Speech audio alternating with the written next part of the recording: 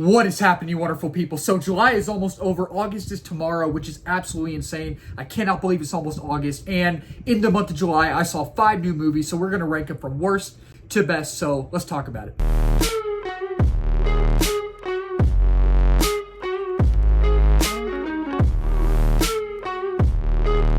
So coming in at number 5 is a film that I didn't have any expectations for, but then did have expectations for, and it's Happy Gilmore 2.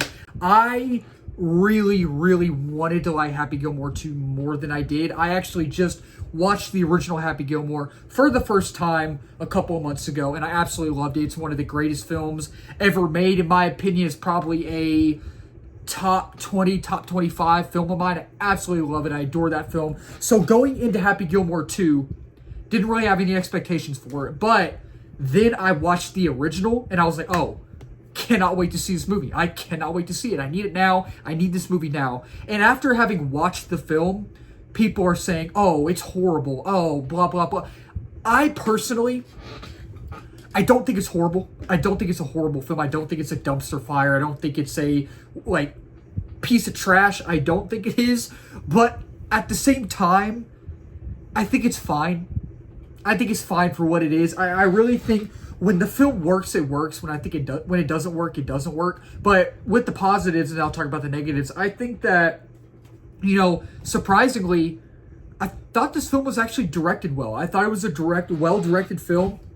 I thought it was shot well, too. It's a good-looking film overall. And I thought there were some cool callbacks to the original. I thought there were some cool callbacks. And I thought, you know, when the movie's funny, it's actually funny. Not all of the humor lands, but for the most part, I think when it's funny, it's actually funny. And there's some moments where you're actually legit laughing, like belly laughing. And I think it's funny. I thought it was directed well. And again, I thought there were some cool callbacks. But the thing with this film, my problem with this film is I have a few problems, is that it's totally different from the original film. And I feel like it's totally all over the place. Like, it doesn't know what it wants to be. It doesn't know what it wants to do or say or try to say. And I feel like there's too many cameos.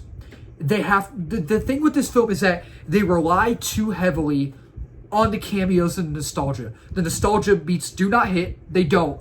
And it's just, the thing with this film is that they just shoehorn in all these cameos, whether they're actors, whether they're athletes or sports analysts or just TikTokers. It doesn't matter. They just shoehorn in all of these actors. And I understand that in Adam Sandler films, you know, that's one of the main things in his films, that you have these cameos, right? Nothing wrong with that. I don't mind that. But when you take all of these people and just shoehorn them in, just to shoehorn them in, you know, it just takes away from the story. And I feel like it's a little bit too chaotic at times. I feel like it's a little too chaotic. And it just feels random. It feels very random at times. And it's just a lot of the humor, while some of it is actually legit funny, like some of it you'll actually belly laugh. But at the same time, there's a lot of humor that doesn't hit. A lot of the humor just falls flat. And you're just like, I didn't really find that funny. I didn't find that funny that much. And it's way too long for what it is as well. And, you know, I'm kind of disappointed with it. But it's not a train wreck like I feel like people are saying it is, but at the same time, it's just fine. It's okay. And coming in at number 4 is a film I had no expectations for, but actually ended up kind of liking, but at the same time, it's a very frustrating film. I Know What You Did Last Summer, and I only watched the original I Know What You Did Last Summer a couple months ago to prepare for this film, and I was not a big fan of it. I liked this new one more than the original, and I was gonna watch I Still Know What You Did Last Summer because there is a third one as well that apparently is horrible, but this new one is a direct legacy sequel to the original, and then the second one, I Still Know What You Did Last Summer. So you do not have to watch the third one. So I haven't seen I Still Know What You Did Last Summer yet, but going into this film, I had no expectations. I thought the marketing was terrible. Trailers just didn't do anything for me. But I walked out actually kind of liking it more than I thought I would, but it still has its problems. Like, I think that the film overall is shot and directed well. I really thought it was a really good film to look at. It's a good looking film. And I thought it has a good atmosphere. And I even thought it had a good aesthetic as well in the film. And it's legit suspenseful at times, and it is thrilling at times. And surprisingly, I mean, it's actually kind of funny at times. Not all the humor lands, but I thought at times the humor landed. Like, oh, that was funny. That wasn't really funny. That wasn't really that funny. But that joke right there, I thought was actually pretty funny, you know. And it's just both of the twists actually worked. And I'll talk about the twist in a minute more. I'll kind of go in depth why they worked and why they also didn't work. But I thought the twists, for the most part, the two that were given, the two that are shown in the film, actually kind of worked. And, you know, I like that the film is about trauma. It's about grief as well. The underlying themes are both of those, and I thought that was cool. And it's just, again, I thought it was better than the original or the OG. And again, I thought it was better than I thought it would be. I thought it was better than I thought it would be, for real. And it's just, again, both of the twists work, and there are things that I like about the film. There are things that I like, but at the same time, it's a very frustrating film. It's very frustrating. I think while I enjoyed it, it is still a frustrating watch, and tonally, it's uneven at times. It's kind of uneven, and it's just, there's the same familiar tropes and cliches thrown in the mix that you've seen in every single horror movie. You know what you're going to get. You know what tropes and cliches I'm talking about. And it's just, while the twist reveals worked, I do think that at the same time, they're head scratchers. Like, not so much the first one. The first one, I'm like, oh, okay, all right. But the second one that we're given, that we're shown, when they reveal it, when they reveal who it is, I'm like, why? I didn't expect that to happen. I did not expect it to be that person. But I'm just like, what?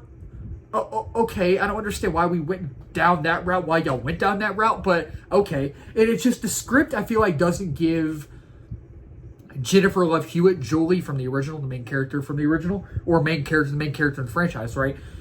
The script didn't really give her much to do. Now, there is a scene in this film where she is the character who unveils the second character, who's, you know, the killer. The character who's the killer in the film.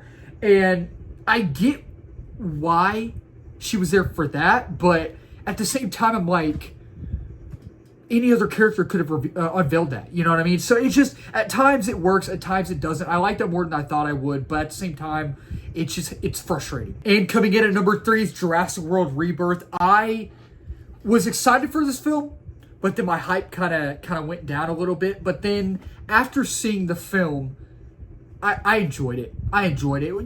You know what you're going to get with these Jurassic World films nowadays. You know, it's a $1 billion franchise. Everybody's going to see it.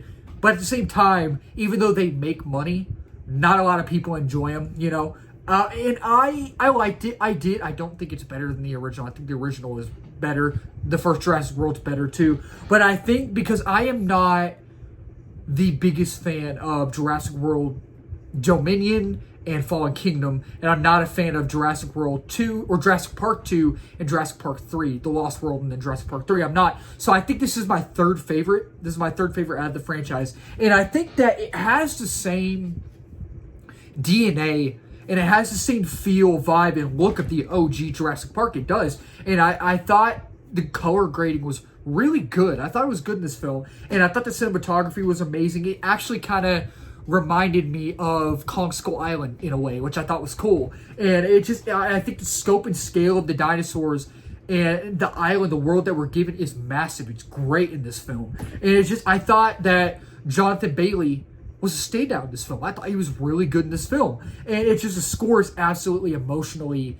brilliant. I loved it in this film. And it's just, the sound design is great, and I would recommend seeing it in Dolby. Definitely see it in Dolby. And it's just the third best film in the franchise, in my opinion, my third favorite in the franchise. And it's suspenseful at times. It's thrilling at times. And I thought the visual effects on the dinosaurs were really good. Like, really, really good in this film. And it's just, again, I thought the cinematography was amazing. Again, it reminded me of Kong Skull Island. Again, it has the same DNA and feel. And again, I thought Mahershala Ali was a standout in this film as well. But the thing with this film is that I think that some of the writing choices in this film made no logical or narrative sense at all. Like, there is a mutated dinosaur, the D-Rex, I believe it's called, in this film. Y'all seen that in the marketing, in the trailers, right?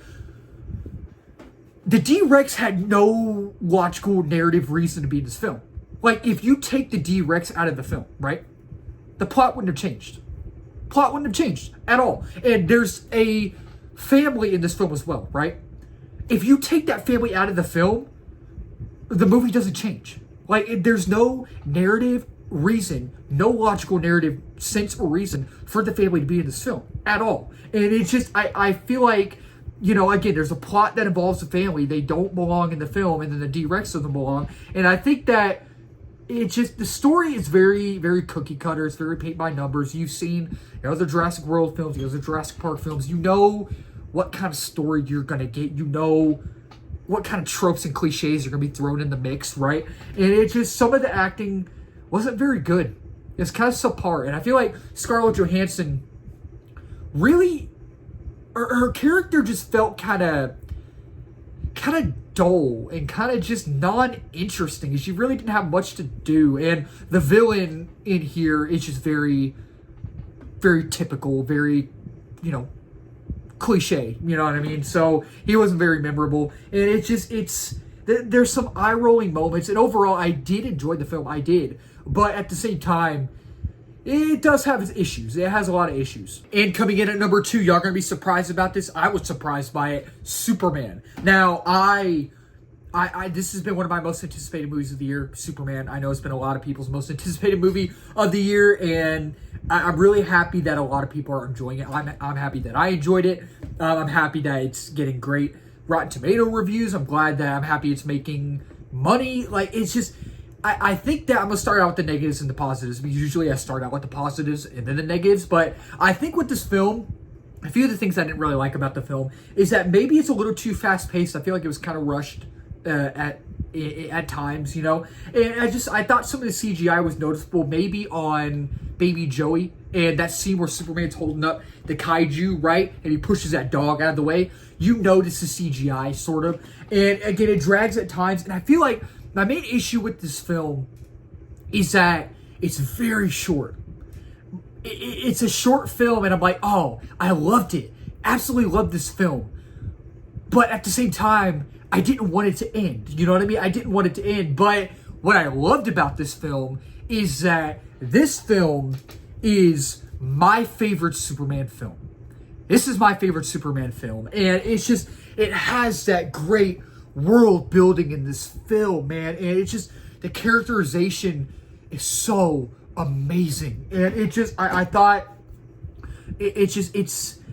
there's so much character depth. There's so much story depth. There's so much emotional depth. And it's a feel-good film, and it makes you feel something. It does. And it's just, I've always wanted to see a very comic booky and interconnected DC universe, and I feel like that's what I got in this film. And it's very eye-popping. It's a great looking film, and it's funny at times. It is, and it feels very rich, and it feels very lived in as well. And I thought all the performances were great. I thought every actor embodied their characters to an absolute T in this film. And I thought the action was great. And sometimes it's fantastical. Sometimes it felt very groundbreaking, right? And it's visually fantastic. I thought the CGI was great. And I thought Guy Gardner was great. Hot girl, while she didn't have much to do, thought she was great. Mr. Terrific was an absolute standout in this film. If I had to choose my favorite character besides Superman, it would be Mr. Terrific, right? Metamorpho, surprisingly, was great too. And Crypto, I thought was fun. He wasn't a nuisance like I thought he would be. He was actually kind of fun in the film. And it's quite emotional. It has heart. It's heartfelt. And I thought Nicholas Hoult as Lex Luthor was the perfect villain. He's so great in this film. And I thought the score was emotionally brilliant. And it's very nuanced and unique. And I absolutely loved the film. And coming in at number 1 is... So if you would have told me that I would have liked Fantastic Four more than Superman, I would have told you you're absolutely crazy. Like, I've always loved Marvel and DC, both ever since I was little, right? But I've always been a bigger Marvel fan, but I've always loved DC. And I was hyped for Fantastic Four. My hype kind of went down a little bit, though, but then my hype went back up. And I was like, man, I cannot wait to see this film.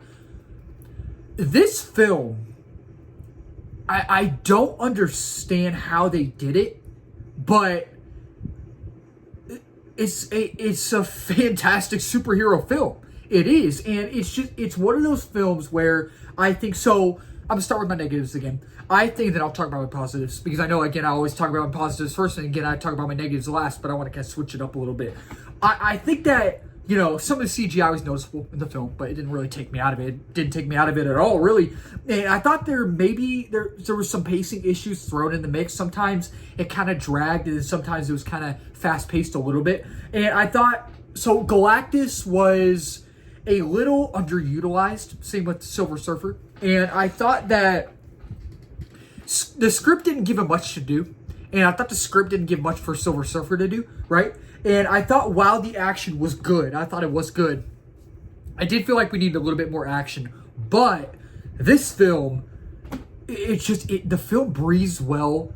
And it's just, the standout in this film is Vanessa Kirby as Sue Storm. She absolutely knocked it out of the park in this film. Absolutely knocked it out of the park. And I thought this film was so character driven, man. And it's just, the family dynamic and chemistry is so great in this film. And it has a narrative that really keeps you focused and it keeps you engaged. And it has true emotional stakes. It does. And I thought the editing was great. I thought the score was great. I thought that it had good action, and it truly kind of felt grounded. It did. And there's great world building, and it felt like it was ripped straight out of comic book. It did. And I thought that the attention to detail was amazing. The vibe and the feel of the movie, it really reminded me of those late 90s, early 2000s Marvel animated shows, which I absolutely loved. And I thought everybody embodied their characters well. And it's a very awe-inspiring, confident, and nuanced film. And the movie left me shook. It did. And it has that retro 1960s futuristic universe that we're introduced to. I love the atmosphere of it. I love the aesthetic of it. And I thought the scope and scale, mainly on Galactus, was massive. And I just really, really ended up loving the film more than I thought I would. So that'll wrap up this video. Thank y'all so much for watching. If you're new to the channel, please remember to subscribe, like, comment, share in this video. We just hit 1K subs a couple weeks ago. Next big milestone is 2K, reaching that quickly. And 3K is the next one to be on that as well. And if you're new as well, I do movie reviews, TV show reviews, trailer reactions, movie live streams, movie news, movie rankings, all that wonderful movie stuff under the movie umbrella. And let's talk about it down below. What is y'all's favorite movie from July? What is y'all's least favorite movie from July? Is y'all's least favorite Happy Gilmore 2? Is y'all's favorite Superman? Let's talk about it down below. Keep talking movies, wonderful people. Cheers.